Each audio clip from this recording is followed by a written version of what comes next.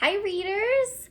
As you can see, we have filled up our unit all on nonfiction readers zoom in on text features. But as you know, that does not mean that our learning is over, okay? We're gonna go ahead and start a brand new unit called Good Readers Plan Their Learning.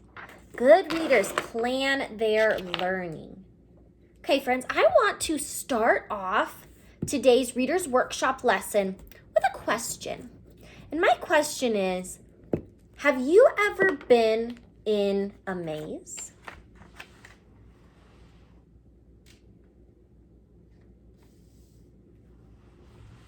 Have you ever been in a maze? If your answer is yes, I want you to think about how you were able to accomplish that maze. Because, of course, if you're here watching my video today, that means you were able to get out of that maze.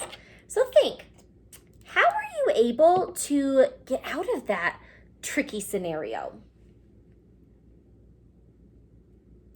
And if you haven't been in a maze, think about how you could get out of one.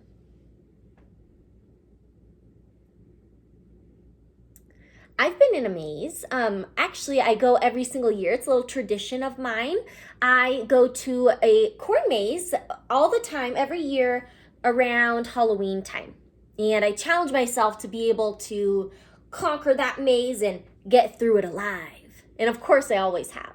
And I've done a lot of mazes, kiddos, like I said, every year since I was probably 15, since high school. So I've learned a lot of do's and don'ts with mazes. I'll start off with the don'ts.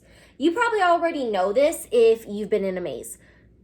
Do not run through a maze.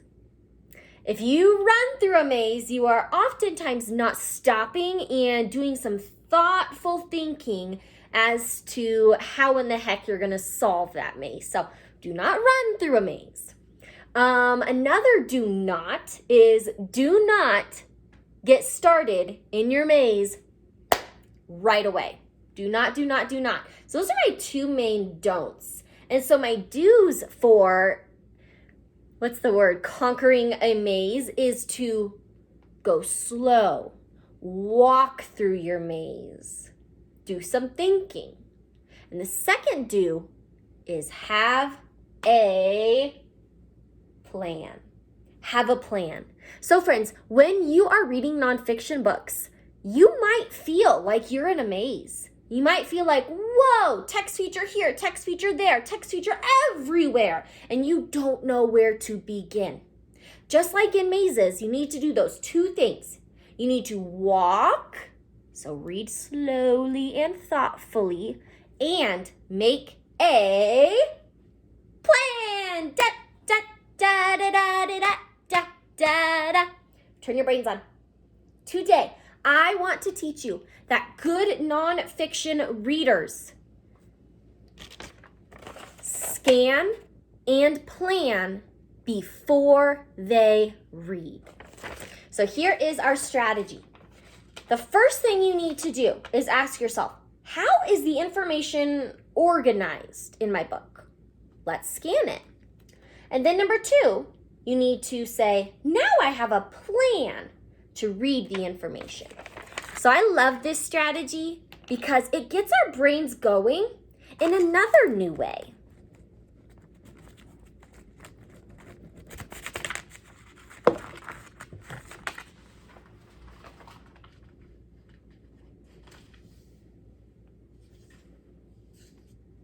Scan and plan.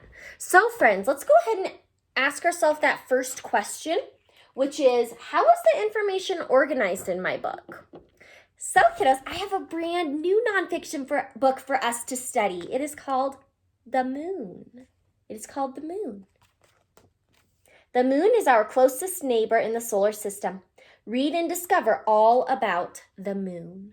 Alrighty friends, so how is the information organized? Let's scan. We're going to take that sneak peek and just ask ourselves, what text features are there? Where are the text features located on the pages? So let's go ahead and take a sneak peek. Okay. Oh, no table of contents. Just text Oh, we have a caption over here. Woo! Over here, we have a timeline. Another caption, lots of text. Another caption, lots of text. Another caption, wow, text, text, text. Caption and text. Caption and text. And more text. So friends, I noticed some different text features in our nonfiction book, The Moon. I saw just regular body of text, just the regular words. I, of course, saw photographs, so I saw those pictures. I also noticed many captions and even one timeline, okay? So friends, I have scanned my book and I've asked, how is the information organized? So now I need to make a plan. How in the world am I going to read this book so that I am able to understand all parts of it? So I'm thinking that I kind of have two choices. And my two choices are whether I'm going to read the text first or the text features first. My plan, boys and girls, my plan is to go ahead and read the text first. On every single page, I'm going to read just the regular words, just the regular text. And once I am finished with the text, then I will go ahead and read those features. So that's my plan. Let's go ahead and try that out. The moon. The moon is a ball of rock. Oh, here's that text feature. Here's that text feature. I'm going to read the text first and then go for my feature because that's my plan. The moon goes around planet Earth. The moon takes about 1 month to go around Earth. Fun fact. From Earth, we always see the same side of the moon. Full moon, last quarter. New moon, first quarter. Back to full moon. The moon is much smaller than Earth. Earth and the moon go around the sun together. Fun fact. The moon looks as big as the sun because it is so close to Earth. So friends, that all went together, reading the text first and then the text feature. Let's continue. The moon shines brightly. The moon gets light from the sun. Fun fact. The moon does not make its own light. Sometimes the sun lights one side of the moon. Sometimes the sun lights only part of the moon. Fun fact. As it goes around Earth, the moon seems to change shape. The moon has no air. The moon has no water. Fun fact. In the 1969 moon landing, Neil Armstrong wore a spacesuit to give him air.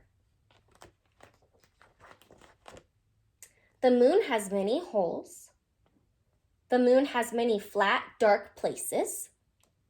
Fun fact. The holes were made by objects from space slamming into the moon. The moon is our closest neighbor in the solar system. So there is that scan and plan strategy. I am so thankful that I decided to make a plan before I just ran through my book, before I just got started right away. I, just like good researchers do, scanned my book first, took that sneak peek. I got a feel for how the text features and how the text is laid out. And based on that, I made a plan. My plan was to read the text first and then move on to the text features. Kiddos, I'm thinking that if I hadn't made that plan, each page I would have been more confused. Each page I would have felt like I was in the maze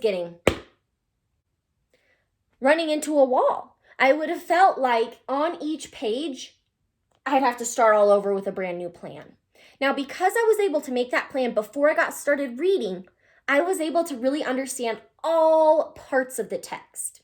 So, boys and girls, today and every day, when you pick up a nonfiction book, I need you to scan it and plan how it is going to be read so that you too can get all pieces of the book in that big brain of yours. Go ahead and give it a try yourselves today, my friends. I need you to scan and plan. Good luck!